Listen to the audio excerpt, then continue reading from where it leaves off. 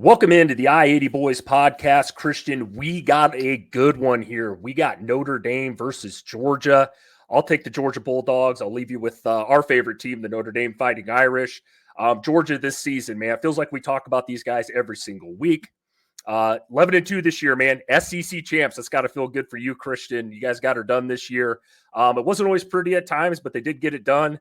Obviously got a bye, which I think helps you guys out probably more than any team in this playoff, just with all the injuries you guys have. I understand every team has injuries, but Georgia was pretty banged up this year, especially at the running back position and some of those positions on defense. But let's talk about the two losses this year came to Bama and Ole Miss. Two pretty damn good teams, two teams that a lot of people think, and a lot of chatter going on the internet, probably should have been in the playoffs, right?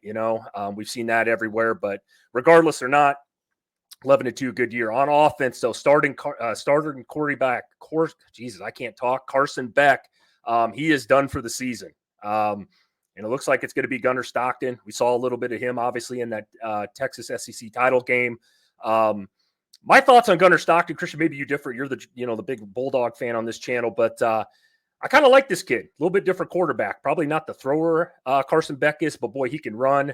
He's got a little moxie to him too. I believe he's a Georgia kid, so it'll be interesting to kind of see how he plays in this one. And as far as the running backs go, look, UGA hasn't been great on the ground this year, which is actually kind of surprising. But we talk about him all the time. ETN, you got your boy Nate Frazier. I think one of the Robinson boys, he might be back as well. I think they're going to have a little success here running the ball in this game. I know that probably shocks and pissed off, the Notre Dame fans, but that's okay. Georgia's going to be able to run the football, I think, a little bit in this one. And I think some of that is because you got to account for the quarterback, Gunnar Stockton. We talked about Carson Beck, right? You guys run that zone read. I don't think a person on the planet was ever scared of Carson Beck pulling it and running it. You know what I mean? I think with Gunnar Stockton, you guys might be able to do that because that kid can run. As far as the wide receiver position goes here, this has been a huge issue all year. We've talked about it a ton. The drops for Georgia this year, they almost lead the country in drop passes. Arian Smith, super fast, but boy, there's about a 50% chance he might drop the ball out there. And I think your tight ends need to get involved in this one, right? You guys got two really good ones in Lawson Lucky and Oscar Delp. I think they both show up in this game. I think they're going to be huge here. On defense, I'll wrap this up quick.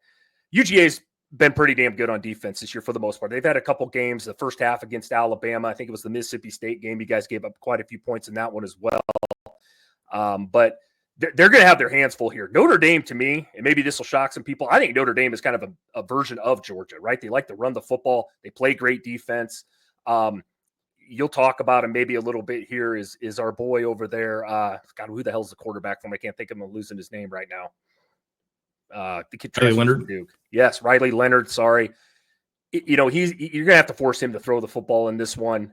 He can run as well. So in my opinion, very, very similar teams here. So I'll kick it over to you, Christian, for Notre Dame. I'm interested to see what you got to say about our boys over at Notre Dame. Yeah, I'm going to double down on the disrespect this week, Chris. I'm going to use my time to continue talking about Georgia. Notre Dame fans are going to let us know in the comment section how they're the greatest team to never win a championship since the 80s or whatever the hell it is. And again, as we say every week, Rudy was offsides, just so you know. Congratulations, he got a sack against a subpar Georgia Tech team. So there you go. But anyways, here's the thing that I want to talk about here, Chris, and you said it exactly right. Notre Dame is a version of Georgia. And the Carson Beck injury, a lot of people obviously are, saying, hey, that's going to, lean the advantage to Notre Dame. I actually think it helps Georgia out. And the reason why I think it helps Georgia out is, you look at what Carson Beck has done this year. Carson Beck, when he's on, man, he looks like one of the better quarterbacks in the country. The problem is the amount of times he's been on for a full game, to where everything clicks, nobody's dropping passes, they can run the football, they can kind of do what they want to do. For a full entire game has not really happened that often this season. And then you've got to look at the turnovers he's had. I believe he has more turnovers from a quarterback standpoint than just about anybody else in the country in this playoff. So that's been very limiting. And I think that's also attributed to some of the defensive woes that you've seen this year when they continue to turn the football over and put themselves in bad spots in those games. To me, Chris, again, Riley Leonard, can he throw the football? Sure. Can I throw the football? Absolutely. But I'm also not playing quarterback at a Division I school in the playoffs this weekend either. Riley Leonard to me is just like Gunnar Stockton, in the fact that He is a good athlete. He's kind of like a point guard that he's like a Russell Westbrook, right? He can slash, drive to the hole, get those easy buckets for you. Is he going to make his living shooting threes? Probably not unless he gets into a rhythm very early against a very talented Georgia defense. I find it hard to believe, like you said as well. Georgia and Notre Dame, this game without Carson Beck, to me, makes it really kind of a coin toss in a lot of different ways. Gunnar Stockton is going to be the biggest piece of this puzzle here.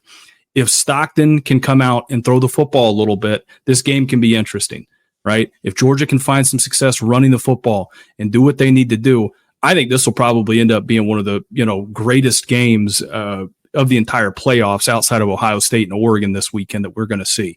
It's going to be interesting to see what they can do. If Kirby wins this game, hand him the Best Coach of the Year award because, all the chips are already stacked against him. And you said it exactly right, Chris.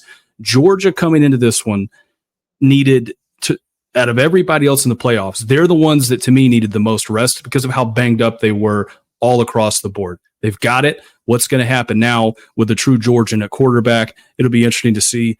Give me Georgia 31, Notre Dame 24. Attaboy. Yeah.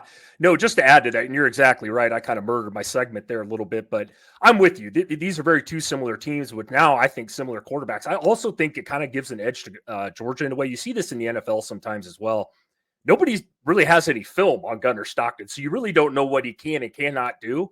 I think sometimes the unknown is a good thing. And I think this game is, like you said, going to be a really good football game. I also believe the winner of this game will probably find themselves in the national championship. That's just my opinion. I'm with you on this one, though, as far as basically the score in the game goes here. Notre Dame fans can cry about it in the comments. They will anyway, as we know. By the way, Notre Dame fans, I just want to throw this out. If we got any returning people from our past couple videos, you guys want to give me shit about Nebraska, that's all fine and dandy, but we got 3 more recent national titles than you guys do. So I know Nebraska's a dead program the last couple of years, but yeah, come on, Notre Dame, man.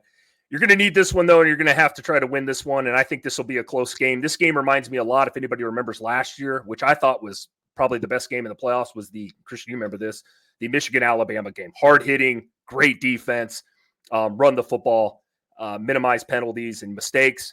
I got UGA 21, Notre Dame. I cannot talk today. I got UGA 27, Notre Dame 21 in a close one. Yep, just like those Notre Dame fans after this weekend, Chris, they won't be talking a whole hell of a lot.